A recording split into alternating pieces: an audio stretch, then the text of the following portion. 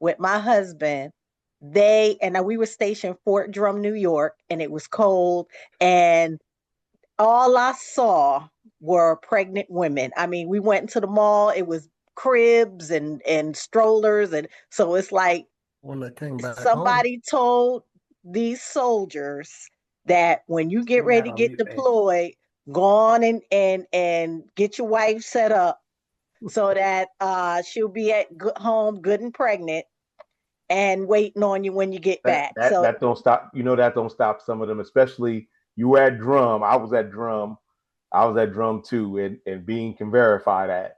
You know them two clubs. You remember the staff duty used to be out there, and they wait. The soldiers in the what, spring in they wait for the. Columbia? No, upstate New York when Naheem was a baby.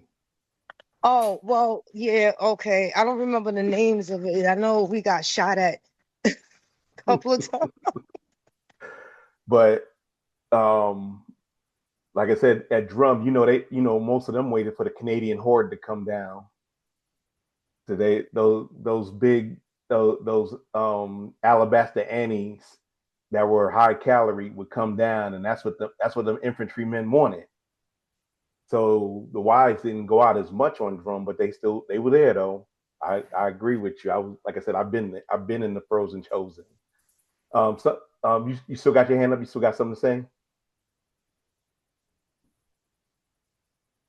Okay.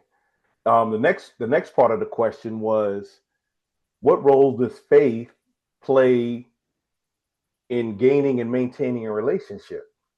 Now, and I'm not saying that you gotta I'm not saying that you gotta have all of that stuff, like, you're a super Christian or a super Muslim or super Hindu or whatever. But how does faith get with you, and how do you figure your way through faith, and how does that get you to wherever you got to go? A friend of mine answered one of the questions, and she says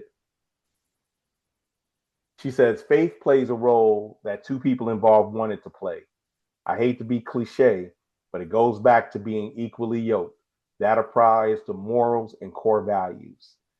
I'm gonna play this video I put together that talks about. I asked the same thing about it The role of as faith AI in about building this. strong relationships. How shared beliefs can strengthen partnership. Hello, everyone, and welcome back to our channel. Today, we're diving into a fascinating and often overlooked aspect of relationships, the role of faith. Whether you're spiritual, religious, or simply value a shared sense of purpose, faith can be a powerful force in building trust, connection, and resilience with your partner. Segment 1. The foundation of trust. Let's start with trust. One of the essential pillars in any relationship. Faith, whether in each other, in a higher power, or in the future, can provide a strong foundation for trust. When couples share similar beliefs or values, they often find it easier to support one another and navigate life's inevitable ups and downs together. Segment 2. Deepening connection. Next, let's talk about connection. Practicing shared rituals, attending services, or even just talking about your beliefs can foster a deeper emotional bond. These experiences help partners feel more understood, provide common ground for making decisions, and strengthen the sense that you're truly a team. Segment 3. Navigating challenges together. Every relationship faces challenges. Faith can offer comfort and perspective in tough times, reminding couples of their values and the bigger picture. Spiritual practices like prayer, meditation, or reading inspirational texts can also be powerful tools for coping with stress and maintaining hope. Segment 4. A sense of purpose. Finally, faith can lend relationships a greater sense of purpose. When partners share a vision or a higher calling, they're often more motivated to grow together and support one another's dreams. This sense of meaning can make the relationship feel more fulfilling and resilient in the face of adversity. 𝐄𝐏. So, whether your faith is rooted in religion, spirituality, or simply a strong belief in your shared future, it can be a cornerstone of a happy, healthy partnership. Thanks for watching. If you found this video insightful, don't forget to like, comment, and subscribe for more discussions on relationships and personal growth. See you next time.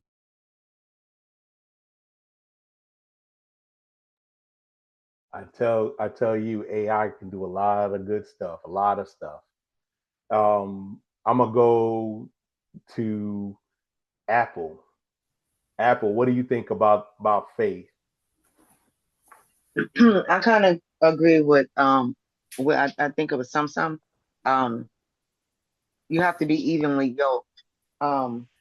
Whether like the video said, whether it's religion, morals, or what have you, you have to have some kind of equal footing and have the same beliefs more or less. And that makes a good relationship because if I believe in one thing and you believe in another, like, okay, let me make an example of I'm married, my husband is a Trumper, and I'm not. That's going to cause discord in the marriage because we don't have the same core values, we don't have the same core beliefs, we don't have the same faith. And I think you have to have, you can disagree on something, but things like that, that's a core value. That shows you what type of person you're dealing with. And I think it's important that we match in that way. I don't know Okay. if I'm making sense, but No, no, that's just you're making sense. You're making sense. That's more of a yeah, that's more of a kind of one over the world type deal. But yes, you're making sense. Big Al. Yeah, I believe the faith is key in determining how long the relationship is going to last. So if there's a strong sense of spiritual or religious faith, then I think that's going to lend to a longer relationship because you have that trust, that common ground, the prayer life. It's I think it's going to help you overcome some obstacles because if you really like the person, then through prayer you're going to ask God to please help me to understand why she's doing a certain thing or why he's doing a certain thing. And you actually pray together, I think strengthens that relationship. And without the faith, you just say, hey, the hell with him or the hell with her, and you go on and you give up. That's Big Al's 2 cents. Oh no, no. I I mean, agree. I agree with you. you're making a lot of sense. You're making sense. Nobody. I mean, there's no real wrong answer because your faith is your faith, and your beliefs are your beliefs. You would hope that the person that you're with, you're able to grow and look beyond our personal limitations and shortcomings, and look to be a whole as a part of a whole by being two individuals doing individual things. Because I always say in relationships, you're either growing apart or you're growing together. But you're and that's I know that's oversimplifying things, but that tells me that if you don't believe in the same things, it's not going to last. You may be sexually attracted to somebody. You may like the way they talk. You might like the way they look. You might like the way they treat you.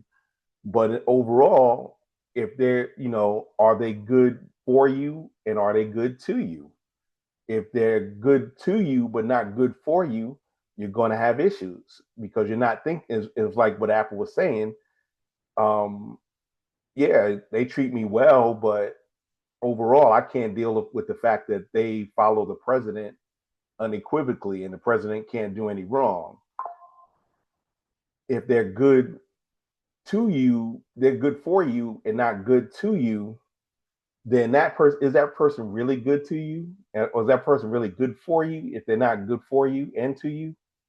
I know that's a rhetorical question. It's kind of complex, but you can you can be good for them to keep them on the straight and narrow and have all their needs met, all their physical needs or financial needs. But if you're not good to them, what does that really mean? What does that really mean? Yeah, they treat me decent, but I'm not growing. I don't feel close to this person. I don't feel that I'm moving forward. Am I making sense on that? Miss Dream, what do you think about faith and What do you think about faith and getting and maintaining a relationship? And I think faith is always one of those things where I think relationships in general, you actually step out on faith when you decide to just, kind of like connect with whoever that person is. And sometimes it works out and sometimes it doesn't work out. If you are not doing it on a faith type of situation, you're coming into it, to me, with, I don't know what type of expectations, but if you I feel like whenever you connect with someone, you want to step out of faith and you want to hopefully have that wherewithal to say to yourself, I want this to work out. It may not be perfect, but I need to kind of just have faith that we will connect and continue to grow and develop together. Because people are always changing. Even when you're with them and you've met them, they're not going to be the same. They start off one way, and then before you know it, they're a little bit different, or something is different about them. And I think that's where you have to kind of have that wherewithal to, and I think it comes with maturity, because I think when you're younger, per se, you don't always have that or aware of it. But I think when you get older, you realize, well, if I really want to be in a relationship with someone, whatever my non-negotiables are, I'm going to have to, hopefully I get those. And then with everything else, I'm just going to have to kind of step out on faith and do the 80-20 rule.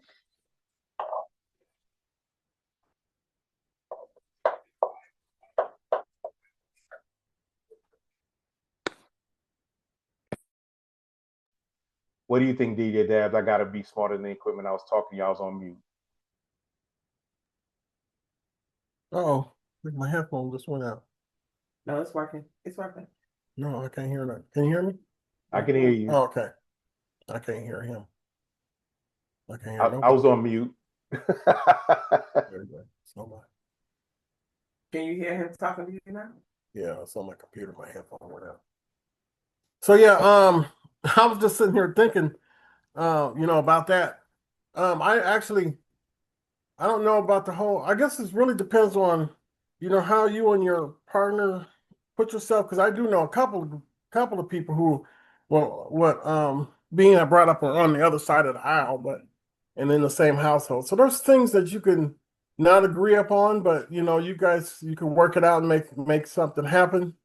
And then people either, set their ways and, things could happen, things could change. As we were talking about the first part of this, about the list, and I'm sitting here going over the list again, and I thought about. Thanks for watching. This is the man with the golden voice, the lady's choice, and of course, smooth as a Rolls Royce, saying, never make love by the garden gate. Though love is blind, the neighbors ain't.